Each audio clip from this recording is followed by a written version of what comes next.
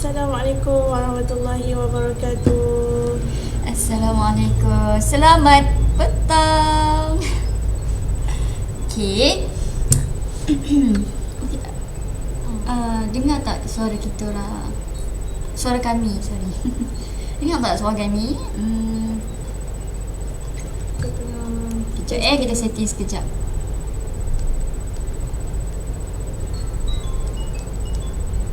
Dah lama tak bersua dalam live. Minggu lepas live dengan Farah dan Watika. So minggu ni dengan Nat balik lah. Okay.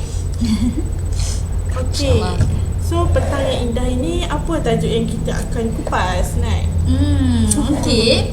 Tajuk yang kita akan kupas adalah mata lekang.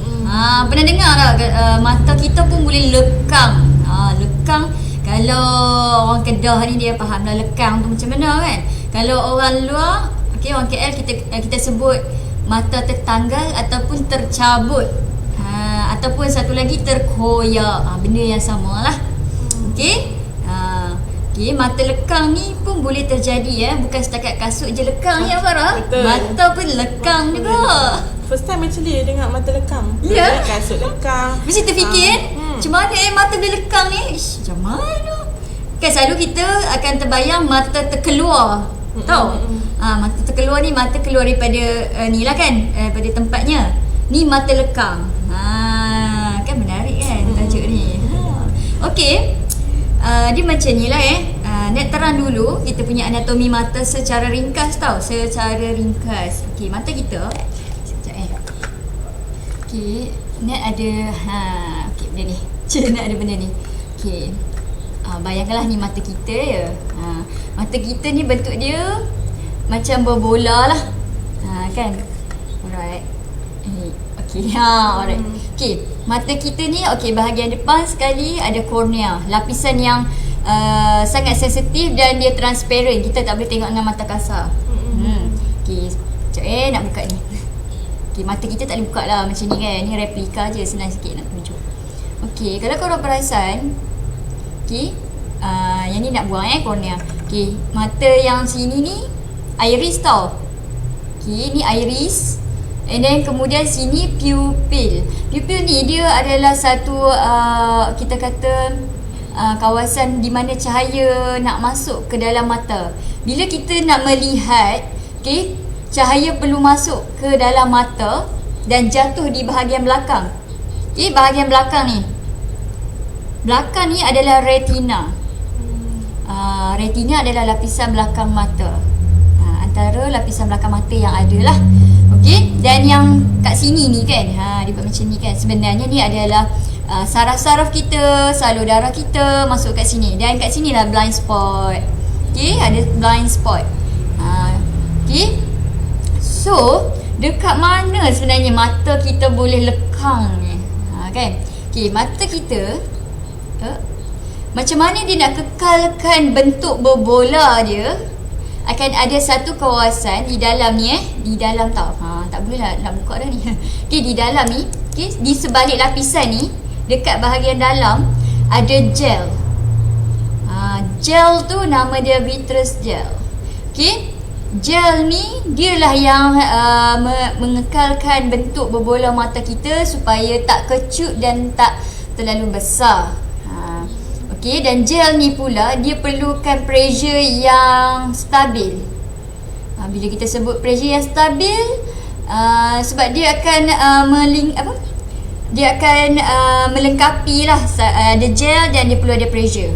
Dia macam kita selam dalam laut lah kan. Kita perlukan pressure yang betul, barulah kita boleh swimming kan, baru boleh berenang kat dalam dan maintain kan. So sama juga dengan gel kita ni, dia perlukan pressure yang stabil dan dibantu oleh gel itu sendiri, dan barulah kita punya berbola mata maintain bentuk dia.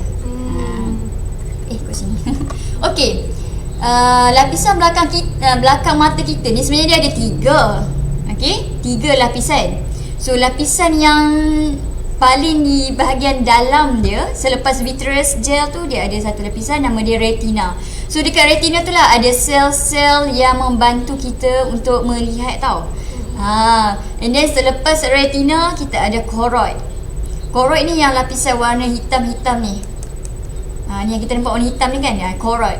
Dan last sekali adalah lapisan sklera. Sklera ni warna dia warna putih. Sklera ni sekarang pun kita boleh nampak ni mata putih kita ni. Kan? Mata putih ni. Tu sklera. So kalau kita berlaku trauma kan, and then kita punya sklera ni terkoyak, kita akan nampak yang warna hitam ni dulu. Yang hitam ni nama dia choroid. Choroid. Lapisan nombor 2. Dan lapisan yang paling dalam adalah retina. Jadi setiap lapisan ni dia ada fungsi-fungsi dia lah. So retina ni adalah fungsi yang sangat penting. Dekat situlah adanya sel-sel yang membantu kita untuk melihat. Jadi cahaya dia perlu tembus. Okay? Cahaya dia perlu masuk dekat bahagian ni, mata kita ni, pupil kita, and then dia akan melalui vitreous gel tu dan jatuh dekat retina. Okay? So dekat mana yang boleh lekang ni? Dia lekang dekat bahagian ni. Ni choroid. So dia ada retina. So retina tu yang melekang. Retina tu yang tercabut. Kita tengok gambar untuk kita lebih okay. Sebagai contoh, gambarnya macam ni. Oh yeah, bagus Farah. Okay, yang ni adalah mata yang sihat. Ni mata yang kita kata tadi ada lekang mata lekang. Okay, nama dia sebenarnya retinal detachment. Tapi bahasa yang mudah kita nak faham, mata lekang lah. Ataupun mata tercabut, ataupun mata terkoyak, ataupun mata tertanggal. Okay, so kalau kita perasan dekat sini, sinilah nak kata tadi kornea ya. Kornea ni dia tak boleh tengok dengan mata kasar, tapi dia adalah kawasan yang sangat sensitif. Kan? Okay, lepas tu dia akan masuk, cahaya akan masuk ke dalam. So yang ni adalah pupil tadi itulah bukaan. Bukaan mata kita. Dia boleh mengembang dan dia boleh mengecil. Mengecil bila duduk waktu siang dan mengembang waktu malam. Bila waktu malam kan tak ada cahaya, so dialah yang akan masuk. Dialah yang akan bukakan ruang ni supaya lagi besar, supaya cahaya banyak lagi masuk. Kemudian kita ada lens. Dekat sinilah berlakunya selaput selaput di dalam ataupun cataract. Okey, selepas selaput dia ada vitreous. Ni nama dia vitreous. This one ni vitreous. Okay, vitreous humor nama dia. Okay, so dalam vitreous ni dia ada gel. So bila kita makin meningkat usia, gel tu akan jadi cair sikit dia macam cayang sikit kita tahu cair sikit. So selepas sahaja gel vitreous gel ni, okey, cahaya akan melalui vitreous gel, dia akan jatuh dekat retina. Cahaya akan jatuh dekat retina. Okey, ni retina yang warna macam warna kuning-kuning sikit ni. Ni adalah lapisan retina. Dekat retina ni lah ada satu kawasan nama dia fovea ataupun macula. Kan? Fovea adalah kawasan yang sensitif untuk cahaya, dan dia ada satu titik tu nama dia macula. So macula tu lah yang membantu, yang sangat penting lah. Kalau apa-apa yang berlaku dekat dia, kita punya penglihatan akan blackout. So bila berlakunya lekang ni, okey, ni retina ni dia lekang tau, dia jatuh. So gel yang tadi yang ada kat dalam ni dia akan terkeluar. Dia akan memenuhi ruang yang di belakang ni kan, belakang retina ni. So dia akan berlaku lagilah, dia akan ada pressure, dia akan tolak lagi lah jatuh ke bawah. So bila jatuh ke bawah, yang bahagian fovea tadi pun akan lekang juga. So cahaya tak boleh nak tembus ke belakang. Bila cahaya tak boleh tembus ke belakang, tak jatuh dekat retina, maksudnya apa Farah? Mungkin boleh menyebabkan sampai tahap kebutaan. Betul. So yang ni lah yang kita kata yang bahayalah. Nama dia retinal detachment. Okey, tadi kita dah sebut pasal anatomi. Okey, siapa orang yang boleh menyebabkan berlakunya retinal detachment ni? Yang tadi Nat dah sebut adalah orang yang lebih berusia lah, selalunya 40 tahun ke atas. Dan kalau orang tu ada diabetes, ada hypertension, so sangat-sangat ada potensi yang tinggi lah. Kenapa nak cakap macam tu? Sebab bila kita sebut orang yang ada kecil manis ataupun diabetes mellitus ni, dia sangat sensitif. Bila berlaku sikit-sikit ada dia memang dah akan berlaku dah kebocoran pendarahan dekat dalam mata. So bila berlaku pendarahan dekat dalam mata, selalunya doktor akan buat laser, tutup tutup balik ataupun block lah kan, kita kata, supaya tak ada pendarahan. So dia akan meninggalkan scar, dia akan meninggalkan parut. Bila meninggalkan parut, kalau terlalu banyak parut, nanti dia akan tertarik tau. Dia macam kulit kita bila kena benda yang panas kan, dia akan jadi macam redok yang kata. Kedut-kedut je kan. So dia akan tarik-tarik. Berlaku ataupun istilah dia traction. Bila berlaku traction pun boleh menyebabkan retina ni tercabut.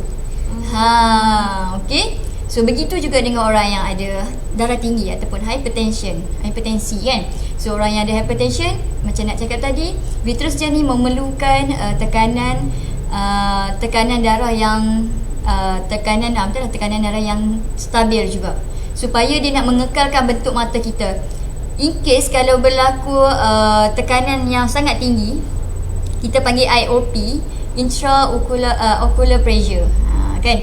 Dia pun sama je macam kalau tekanan darah kita dekat badan tinggi, kita pun akan pitam, sakit kepala semua kan. So sama juga mata, bila tekanan dia terlampau tinggi ataupun tak stabil. Bila tak stabil ni maksudnya bukan dalam normal range tekanan kan. Dia boleh menyebabkan kita punya salur darah kan, sini kan salur darah kan, ni adalah blind spot. So blind spot ni dia ada salur darah apa semua. So boleh menyebabkan bila tekanan terlampau tinggi, dia akan menolak. Dia akan menolak kat sini kan, saraf-saraf semua salur-salur darah ni dia akan menolak. So bola mata kita ni dia boleh jadi stretch sikit tau. Stretch tu macam tertolak, macam terpanjang sikit. So pun boleh menyebabkan jatuh juga kalau tak stabil. Dan kalau tak stabil, satu lagi boleh menyebabkan shrink. Kita punya bola mata boleh jadi shrink sikit, mengecil sikit. So bila mengecil, dah lah size macam ni kan. So size kita punya lapisan ni kan dah memang fix macam ni. So kalau mengecil, dia akan jatuh juga. Kan. Ibarat bola lah, kita bayangkan bola. Kalau kita kecilkan macam mana, benda yang kat dalam dia mesti akan jadi jatuh. Kan. So satu lagi adalah bila ada pesakit yang ada rabun tinggi yang sangat rabun jauh yang sangat tinggi. Okey, kenapa nak cakap macam tu? Okey, sebab bila orang yang rabun jauh yang sangat tinggi, kita punya bola mata ni akan memanjang sedikit daripada orang normal. Dia akan memanjang sedikit. Macam nak cakap tadi, saiz kita punya lapisan ni kan macam ni. Dia mungkin akan ada sikit penambahan panjang dia semua, tapi sikit lah, tak banyak pun kan. Tapi kita kena tahu bila kita makin ada rabun every year akan naik power kita. So it mean kita punya bola mata kita pun akan memanjang sedikit. Contohlah kalau power 1000 lebih, bola mata kita akan jadi sangat stretch sebab dia akan makin panjang. Jadi oval lah. Jadi bentuk oval, jadi macam membujur. So bila jadi macam tu, retina kita dah berubah tempat tau. Bila berubah tempat pun boleh jatuh juga. Retina pun makin menipis, betul? Ya, betul. Sebab dia dah tertarik kan. Dia akan jadi menipis dan dia akan jatuh juga. So bila jatuh, vitreous gel ni kalau dah ada macam terkoyak sikit kan, macam ni kat sini, lapisan retina kita dah terkoyak sikit. So gel yang ada kat dalam ni dia akan keluar. So bila dia keluar masuk dekat bahagian atas ni, dia akan tolak lagi, jatuh lagi. So yang ni yang kita nak elakkan. Kenapalah kalau macam pergi kedai kan, adik kena pakai spek ni sebab dah ada power semua. Sebab kita nak elakkan benda ni berlaku. Sebab kita nak control power yang sedia ada, nak maintainkan power yang sedia ada. Bila kita pakai spek on off ataupun tak pakai spek, kita tak rawat rabun kita, inilah jangka panjangnya akan berlaku retina detachment. Sebab kita nak maintainkan power yang sedia ada supaya naik tak terlalu banyak. Tu je sebenarnya. Boleh kekalkan lah. Ya, bentuk mata kita ni. Okey.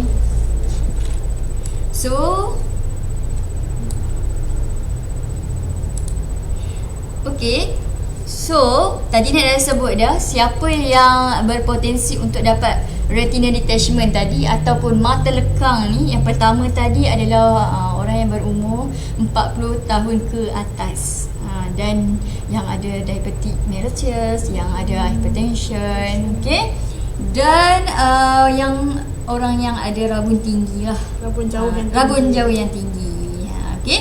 Dan yang terakhir adalah apabila berlaku trauma pada mata. Macam contoh dia, tadi nak terang lah kan. Contoh bila kita main bola tenis terkena mata. Okey, bila berlaku bola tu dah terkena mata, pressure.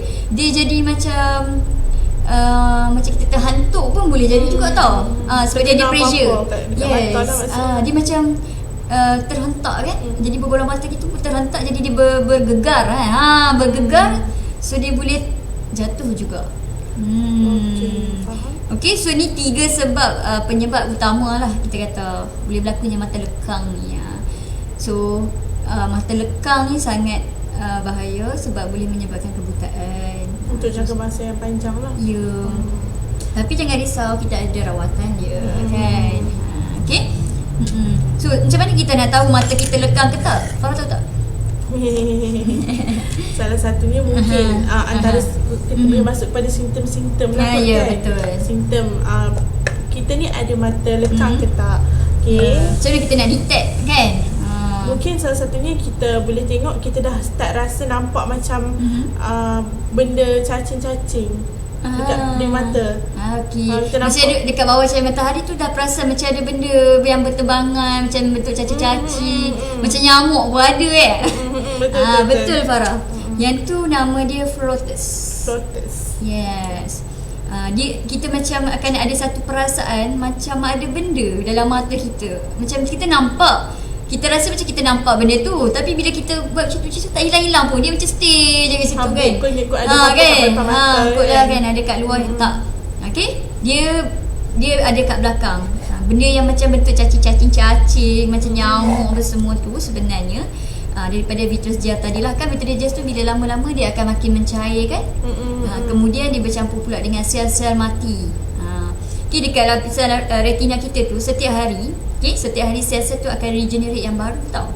So bila kita makin berusia, kita punya mata pun dah kurang kurang efficient sikit lah kan. So sometimes dia akan berlaku macam tu lah. Bila terlampau banyak sangat tu adalah tanda-tanda pertama. Terlampau banyak, lebih daripada 10. Boleh kira tau. Kalau pesakit dekat hospital, ada setengah doktor tu memang akan suruh, sebab nak pantau kan berapa banyak benda tu. Makin banyak ke, sebab bila makin banyak penglihatan akan kelabu tau, dia macam terganggu kan. Kalau sikit-sikit tu adalah normal, 1-2 tu normal je, dan benda tu tak berlaku setiap hari kan. So tu normal saja. Yang tak normal ni bila makin hari makin banyak dan mengganggu penglihatan. So kalau berlakunya mata lekang ni, usually bila kita bangun pagi tu terus dah nampak kelabu, dah nampak kabur. Even pakai spek pun tak okey. Tapi dia tak sakit. Just suddenly penglihatan jadi kabur. Dan yang kedua, macam yang Farah cakap tadi, bila ada floaters. Kan? Dan yang ketiga yang paling obvious, kita kata ni simptom yang paling obvious. Bila kita nampak, bila kita perasan pandangan kita kan macam ada lansir tau. Macam dia macam bayang yang tutup lansir tu. Macam ni sebagai contoh kita tengok gambar. Ni. Okey, dia macam ni Yang ni adalah kita punya penglihatan yang normal. Tapi bila berlaku detachment, bila lakunya mata lekang ni, kita rasa macam ada lansir kat atas ni. Macam ada benda yang menutup. Yelah, yang menutup ni adalah lapisan retina kita yang jatuh tu lah. Yes. Okay, dia jatuh. Kalau dia jatuh separuh, dia akan nampak separuh lah. Kalau dia jatuh semua, memang blackout lah. Okay, ni dia ada macam-macam bentuk lah kan. Tapi inilah orang kata macam bentuk lansir tu. So yang ni adalah kita kata simptom yang sangat obvious. So memang anda perlu segera jumpa optometrist dan ophthalmology dengan segera. This is emergency. Okay? Alright. Kalau tak dirawat, dia ambil tindakan. Ya, betul. Kan? So ada rawatan dia adalah kalau dah jadi mata lekang, memang kena jumpa doktor mata, dan doktor mata akan suggest lah. Doktor akan buat banyak test untuk pastikan memang betul itu adalah retinal detachment. Sebab retinal detachment ni dia tak berlaku kerap lah, tapi dia ada. Maksudnya dia boleh detect sekejap-sekejap ke apa? Tak. Maksudnya tak ramai yang dapat. Okey. Sebab apa tak ramai yang dapat, Farah? Tak common. Kenapa? Sebab kan, sebab dia orang dulu-dulu kan dia mana nak ada ilmu. Kan macam tak ada pendedahan. So mungkin benda tu berlaku tapi tak ada pendedahan. So dia rasa macam sakit tua je ni. Hanya orang di hospital sahaja yang tahu. Ya, betul. So banyaklah, dah banyak dah kajian pasal retinal detachment ni. Okay. So macam mana kita nak elakkan daripada berlakunya retinal detachment? Yang pertama sekali adalah kita balik kepada siapa yang siapa yang berpotensi untuk dapat. Yang pertama adalah orang yang berumur 40 tahun ke 50 ke atas lah, 40 ke atas lah. Okay. Kalau orang macam ni memang kena buat medical check up every year lah. Kena check mata setiap tahun. Kalau ada kecil mana darah tinggi, lagi lah 3 bulan sekali, 6 bulan sekali, setahun sekali. Okay. Dan yang kedua, orang yang rabun, ada rabun jauh. So daripada kecil ni lah, kalau dah start dah pakai spek daripada kecil kan, daripada kecil lah kita kena jaga mata kita supaya tak berlaku retinal detachment terlalu awal pada usia tak sepatutnya lah. Ya. Sebab orang sekarang ni dia rasa macam, kalau saya pakai spek, saya tak nak ajar lah mata saya pakai spek. Kan ramai yang macam tu. Tapi mata tak perlu diajar pun sebenarnya. Kita nak maintainkan power tu supaya tak berlaku retinal detachment ni. Dan yang ketiga adalah orang yang ada yang kita nak elakkan lah daripada kena trauma, accident or anything kan. So contohlah kalau orang tu adalah athlete. So orang athlete ni kena protect lebih sikit lah. Kalau yang main bola tenis, apa semua tu kena pastikan ada penjagaan mata yang lengkap lah.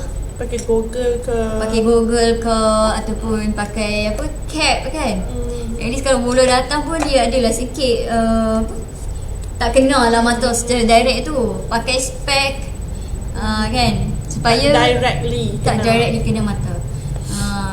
Dan orang-orang yang kerja bahagian-bahagian wiring, bahagian welding, memang kena pakai protection, memang kena pakai goggle. Memanglah rasa tak puas kan, tapi untuk keselamatan masa panjang memang kena pakai. Okay. Dan untuk yang ada rabun, yang umur 40 dan yang muda memang kena pakai spek. There's a no choice for you. Tak nak pakai spek, kena pakai contact lens. Sebab kita tak tahu tau, adakah kita yang akan daripada 10 orang mungkin kita yang dapat. Okay. Elakkan daripada awal. Ya, kita prevent daripada awal. Kita jaga daripada awal. Okay. Dia memang sama lah macam macam kita kena jaga pemakanan kita supaya tak dapatlah penyakit kecil manis, darah tinggi, jantung, semua tu. So it same goes to kita punya mata juga. Okay. Bila kita dah ada semua tu, kita hanya nak merawat, dan merawat pun tidak memberikan jaminan yang akan menjadi seperti sedia kala lah. Ya, betul. Walaupun kita ada rawatan contoh macam laser surgery, yes, or injection, gas, apa semua ada. Okay, maksudnya bila dah pergi ke hospital, doktor akan tengok keadaan mata teruk ke tak teruk ke kan. Okay, doktor akan tengok. Selalunya kalau berlaku retinal balik, tu je, supaya penglihatan kita lebih baik lah. Okay. Kalau ada apa-apa nak tanya, boleh call ataupun WhatsApp kita atau komen kat bawah. Mungkin cakap, saya macam perasan ada floaters.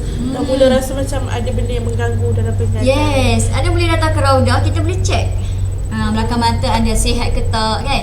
Kita boleh tengok salur darah okey ke tak. Sebenarnya daripada kita check dekat bahagian belakang mata, kita boleh tahu orang tu ada kecil manis ke tak. Kita pun boleh tahu dia punya keterukan kecil manis tu.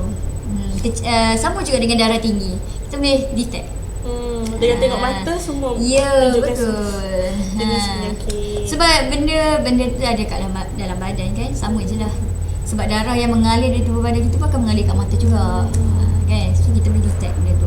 So kalau anda ingin buat pemeriksaan secara berkala, anda boleh datang ke Raudah. Okey, macam Nat hari ni berada dekat Raudah Optometri Pantai Johor.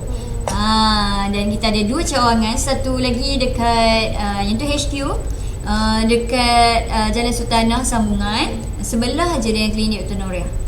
Anda boleh dapatkan perkhidmatan pemeriksaan mata secara komprehensif. Bila kita cakap komprehensif ni, ada dari segi power, kita boleh tengok ada katarak ke tak, belakang mata, depan mata, kan. Depan mata tu maksudnya adalah kita tengok katarak lah, dan bahagian kornea, bahagian depan, tak pada bahagian depan. Kalau nak tengok bahagian belakang pun boleh. Okay. Kita ada alat khas dan khusus untuk cek-cek semua bahagian. Okay. Kan ada setengah yang mungkin takut, ataupun sekarang kan COVID, nak pergi hospital, mungkin ambil turn nak check mata kan. Macam ambil masa, malas nak tunggu panjang-panjang kan. Boleh datang ke Raudah. Jangan risau. Kita memang akan sanitize semua peralatan kita lah setiap kali customer masuk, ataupun patient masuk. Okay. Kita memang menjagalah daripada segi kebersihan, keselamatan semua. Anda jangan risau. Anda boleh buat appointment dengan kita kalau nak buat pemeriksaan ni melalui e-call ataupun WhatsApp. Okey, kalau anda ingin dapatkan diskaun RM10, anda boleh subscribe kita punya Telegram. Okey, tengok kat bawah ni.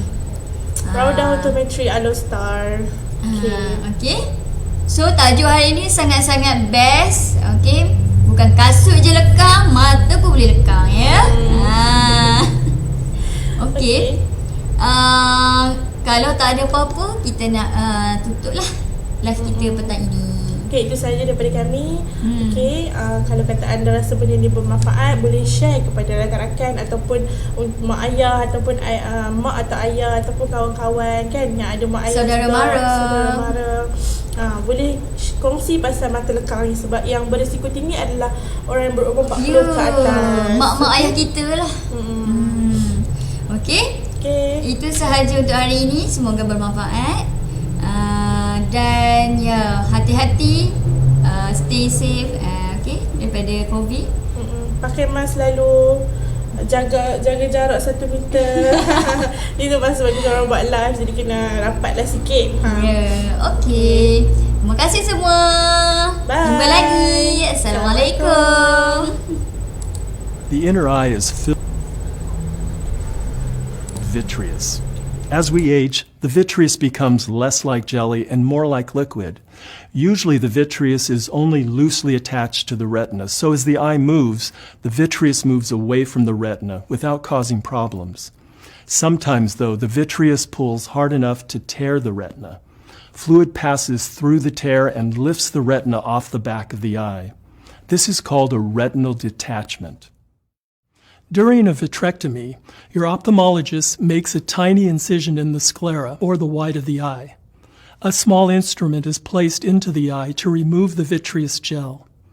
Once the vitreous is removed, your surgeon will inject a gas or silicone oil bubble in the eye to push the retina back against the wall of the eye. The tears and weak areas of the retina are then sealed with either a freezing probe or a laser treatment. During pneumatic retinopexy, your eye surgeon will inject a gas bubble into the middle of your eyeball. Your head will be positioned to allow the gas bubble to float to the detached area of the retina and flatten it. The retinal tear is then sealed with either a freezing probe or a laser beam, either immediately or in a few days. This depends on the type and location of the tear.